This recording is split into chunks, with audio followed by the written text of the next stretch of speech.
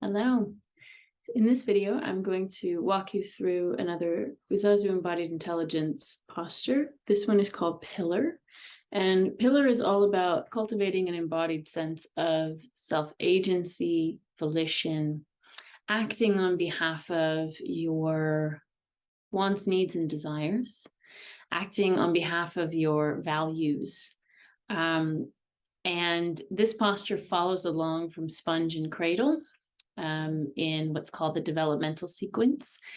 And it follows on from sponge and cradle because it's important to connect to what you're feeling and hold compassionate space for what you're feeling before you can actually take action on behalf of those feelings. And so life isn't always that way where we feel our feelings and then we act on them.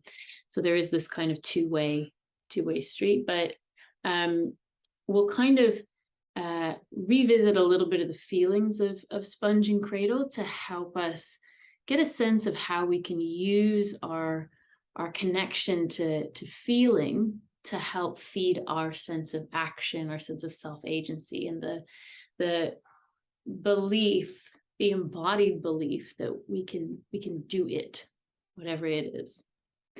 Okay, so we're going to do this posture standing. And this posture combines the dimensions of back into self, in the contents of something, so the doingness, and then this time up into action. And so sponge and cradle were both sort of down into what's called sensing, so receiving information. And pillar now comes into action, so the doingness. Because we can't always be receiving, we also can't always be doing. Okay, so what we're going to do is first just start with your feet at a comfortable distance apart, and then just soften your knees down into sensing so you can feel the ground. You can kind of feel how the energy goes more into a listening or receiving place. So just take a couple of breaths. Maybe you want to bend and straighten your knees.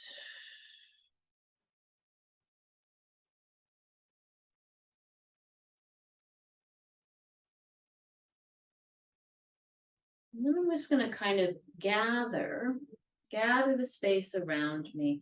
It's just about kind of creating a little breadth, a little bit of energy that's coming towards me. So I'm kind of gathering the space, and I'm going to draw everything in. So I bring my feet closer together, and then I'm going up, and I'm drawing my hands up right around my chest, maybe a little higher, but if we go too high, we can lose that sense of power.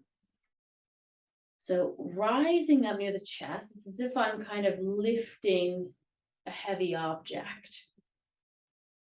And I'm sensing the space behind me, my back ribs, my heels, the back of my skull. I'm really in the self space. This is still about my connection to self. So rising up, in, back, and up, pillar. And so notice if this feels fairly comfortable for you, or notice if it feels kind of uncomfortable and what about it might be challenging. Maybe the idea of rising up and finding this kind of linear power is unfamiliar. Maybe it does feel easier and nicer and more natural to sort of be down in this sensing space. Maybe you have images or associations with this kind of posture, maybe negative ones. But where might we find a helpful association with this posture? Because ultimately, at its core, this is about, I can do this. I can act on behalf of my feelings.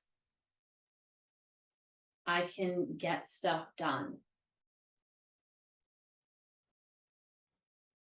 And as I get stuff done, I'm tuned into how I'm actually feeling and how that is informing what I get done, my capacity to get things done.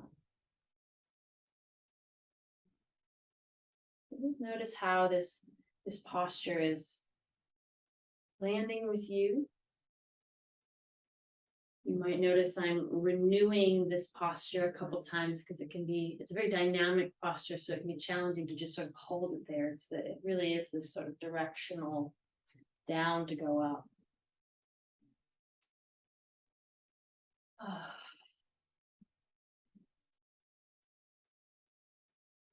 Self-agency, volition.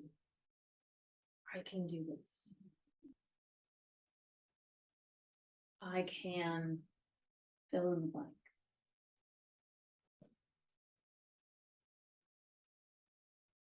Wrapping those elbows in and up. Supporting around the chest and heart, centers of courage, fire.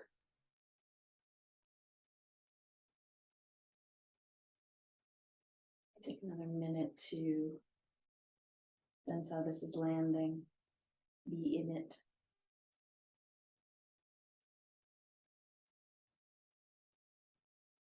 And then just keep that sense of action, that in, back, and up. Letting the arms go and taking a little walk around your space. Staying connected to that feeling of rising up as you're aware of what's around you.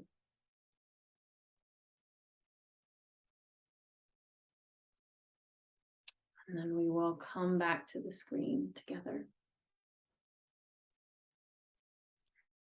Okay, I would love to hear how that landed with you if you have any questions. And I will see you in the next video.